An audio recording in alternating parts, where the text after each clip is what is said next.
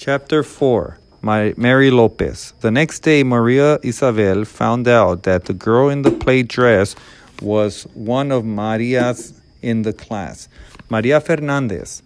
The other Maria, Maria Sanchez, had very long braids and spent all her time at recess with her older sister.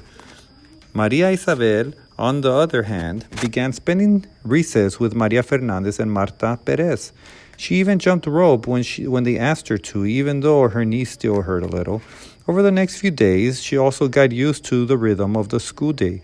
There was reading and math in the morning. The teacher stressed doing well in math. And this was fine with Maria Isabel. She never had a problem working with numbers.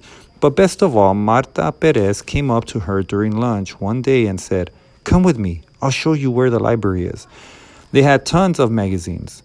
"Can we go without the teacher?" asked Maria Isabel. "Sure, we can go in whenever we want to at lunchtime," replied Marta, pointing at the open door down the hall. "Great," said Maria Isabel. At my other school, we could only go to the library when the teacher took the class." The librarian was sitting at her desk behind some piles of books. She looked up as the girls came in and smiled warmly. Maria Isabel felt that her smile was an invitation to feel at home. Marta went straight to the magazines and grabbed a pile. She sat down on the rug, crossed her legs, and started to read a Batman comic. Maria Isabel wandered between the stacks of books. She had never been left alone with so many books before, and she wasn't sure which one to pick. She looked at the titles carefully. Every now and then, she took a book off the shelf to look at the cover. She was holding a book in her hand when she realized the librarian was standing right next to her. Maria Isabel was surprised because she had not heard the librarian walk up to her, but she felt at ease looking into the woman's sparkling eyes. The librarian bent down and said quietly, as if she and Maria Isabel were sharing a secret, "Take it. You really like it."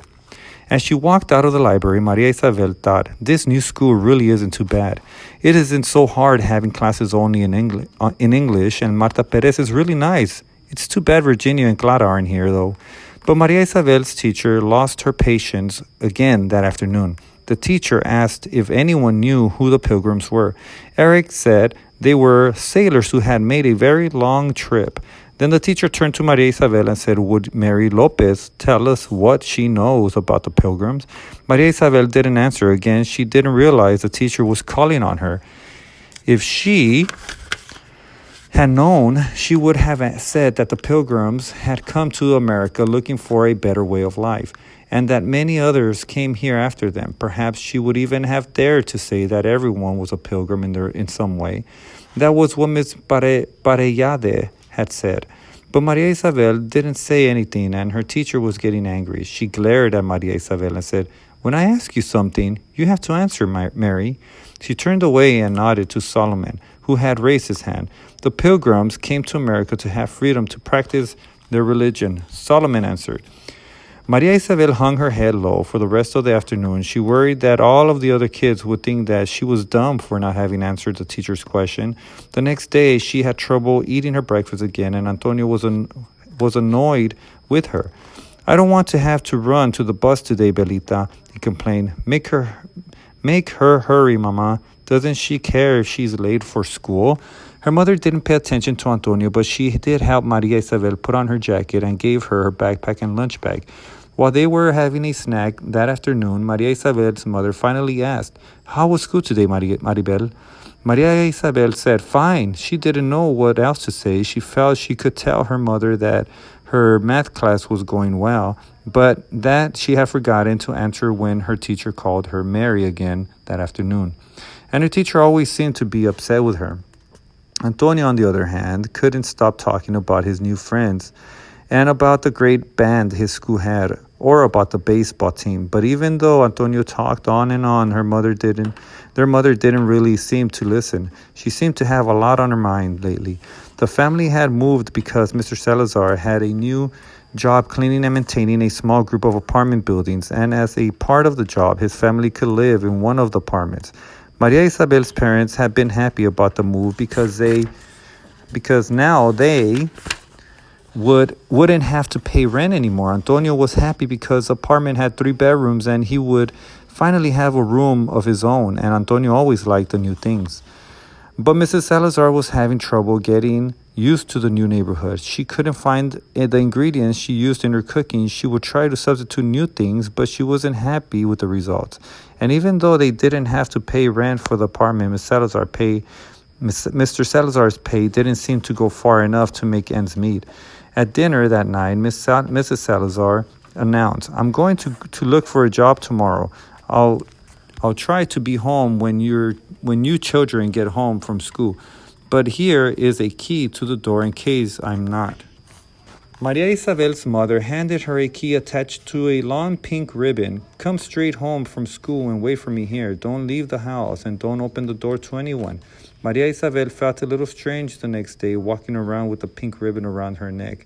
In one way, it wasn't that unusual. She had always worn something around her neck. First, it had been a pendant with an image of the Virgin Mary, a baptism present from her godmother. Then she had worn a cross that her godfather had given her when she was 7 years old. Maria Isabel was so used to wearing something around her neck that she usually forgot it was there. But the key was different. At times, it made her feel important and grown up. Maria Isabel noticed that some of the other girls had also worn keys, and she felt that they all had something in common. Most of the day, though, the key just made her feel sad. When she finally got home and opened the door, all Maria Isabel found was silence. Her mother wasn't there. Antonio had stayed after school for band practice. Even since he learned to play the drums, Antonio spent all his free time practicing. The apartment felt like an empty box. Maria Isabel sat down at the kitchen table. She took out a piece of paper and a pencil from her backpack and started to write. Maria Isabel Salazar Lopez, Maria Isabel Salazar Lopez, Maria Isabel Salazar Lopez. Each time she wrote her name, the letters got bigger and bigger until she reached the bottom of the page. Maria Isabel crumbled the paper up into the ball and threw it at the garbage can, but she missed.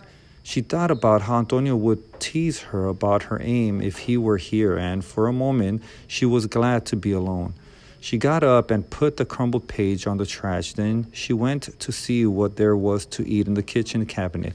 Maria Isabel had set the table by the time her father had gotten home from work. Dinner was almost ready. A large bowl of salad sat in the center of the table, while the rice and beans on the other stovetop were ready to be served. The only thing left to do was to cook the meat. Mrs. Salazar was exhausted when she got home. She plopped down into the chair and took off her shoes. She smiled when she saw the food on the table. After they had all sat down to eat, Father said, "You've done a wonderful job of helping your mother, Maria Isabel." Her mother quickly added, "The rice is delicious. We did the right thing naming you Maria Isabel. You are as good as a cook as your grandmother, Chabela." Antonio didn't say anything, but he did help himself to more beans. Maria Isabel wanted to smile and be happy. She liked pleasing her parents, and she knew she had done a good job making dinner. But the same thought kept running through her head over and over again. How can I feel proud of being named Maria Isabel when I have to listen so carefully every time the teacher calls for Mary Lopez?